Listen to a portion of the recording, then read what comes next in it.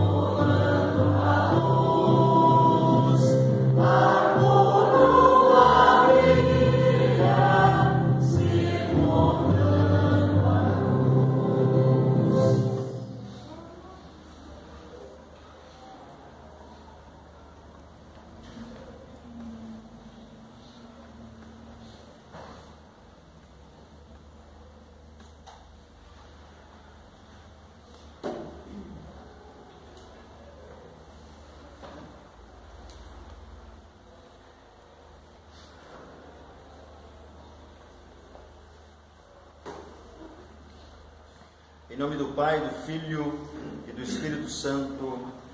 Amém. Sobre o tema, a verdade que para muitos é lenda, nós queremos meditar. Possamos continuar vivendo sob a graça do Deus que, conforme o salmista, o Salmo 113, diz que se inclina para ver o que acontece no céu e na terra. Sob esta graça, possamos permanecer hoje e sempre. Um Deus que ama a mim, a você e a todo ser humano, ao ponto de enviar Jesus para sofrer e morrer na cruz, para conquistar para todo ser a vida que dura para sempre. Mas para tal é necessário a pessoa confessar com a sua boca que Jesus é Senhor e em seu coração crer que Deus o ressuscitou dentre os mortos. A palavra de Deus no livro de Amós traz uma advertência para as pessoas da época em que ele viveu, Amós, 745 anos antes de Cristo, quando pessoas que, pela sua graça, tiveram o privilégio de receber muitas coisas boas, um povo que vivia numa situação em que achavam que a palavra de Deus, verdade encarnada em Cristo, era lenda. Viviam como se Deus não existisse, viviam como se os mandamentos enviados por este Deus, para que as pessoas pudessem viver em paz e segurança e amor de um para com os outros, viviam como se os mandamentos e os ensinamentos de Deus fossem lenda. E Deus então envia e enviava regularmente os seus santos profetas para ensinar ao povo a vontade deste Deus, Criador dos céus e terra. Mas muitos eram aqueles que achavam que era tudo algo inventado, que eram lendas, as palavras, principalmente de repreensão, que este Deus trazia ou enviava ao seu povo. E então, este profeta Amós diz, no versículo 3, do capítulo 6, vocês não querem acreditar. Vocês não querem acreditar que o castigo de Deus está perto, ou esteja perto. Mas o que vocês estão fazendo, puxão de orelha de Deus ao seu povo, vai apressar este dia do castigo. E muitos viviam se refestelando em banquetes, sujando os seus lábios e mãos com gorduras de animais gordos, diz aqui o versículo 4. Fazem música como fazia o rei Davi, gostam de cantá-las com acompanhamento. Se refestelam, bebem vinho em taças enormes e gostam de coisas boas.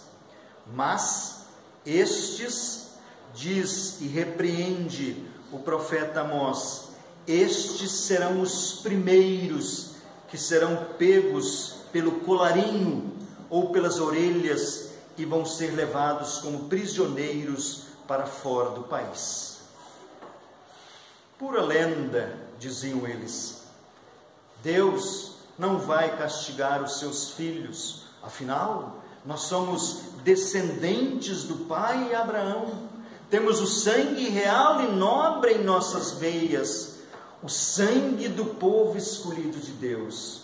E continuavam vivendo nos seus mais diversos pecados, pecados esses que envergonhavam o nome de Deus de entre as nações. A verdade que para eles era lenda fez com que eles então fossem punidos por não darem atenção à palavra de Deus que traz vida. Porque 1 Coríntios diz, aliás, 1 Timóteo diz que a intenção de Deus sempre, em todo tempo, em toda época, é salvar o ser humano. Essa é a intenção de Deus. Se isso não fosse verdade, Jesus não teria vindo ao mundo, sofrido, morrido e gloriosamente no terceiro dia ressuscitado, para então garantir a vida que dura para sempre. Amós, que viveu 745 anos antes de Cristo, teve esta incumbência de chamar a atenção às pessoas que achavam que a palavra de Deus enviada pelos seus queridos profetas era lenda. Não muito diferente nos tempos atuais, muitos são aqueles que acham que as coisas de Deus, a sua palavra, os seus ensinamentos, os seus mandamentos, os seus santos sacramentos são lenda. E com isso, usando e repetindo as palavras do profeta Amós, vocês não querem acreditar que o dia do castigo esteja perto. Muitos vivem como as coisas de Deus fossem de menos importância do que as coisas que eles elegeram como importantes na sua vida. O evangelista diz: coloque ou ponha em tua vida em primeiro lugar as coisas de Deus, e todas as outras coisas lhe serão acrescentadas. Triste é a vida da pessoa que acha ou pensa que a verdade eterna é lenda. Triste e infeliz é a pessoa que não busca, conforme o salmista escreveu no Salmo 146, triste e infeliz é a vida daquela pessoa que não recebe a ajuda do Deus de Abraão, de Isaque e Jacó. Infeliz e triste é a vida das pessoas que colocam a sua esperança em coisas, ou, como diz o salmista no versículo 5, que nós lemos logo no início: infeliz é aquele que coloca a sua esperança em pessoas que são mortais e não podem ajudar ninguém. Ainda nos tempos atuais, muitos vivem imitando o povo de outrora, que viveu 2.700 e poucos anos antes de mim e de você. Muitos imitam aqueles que acham que Deus não vai punir, nem castigar. Afinal, Ele disse que ama a cada um. Isso não é mentira. Isso é verdade. Deus ama a cada ser humano. E ama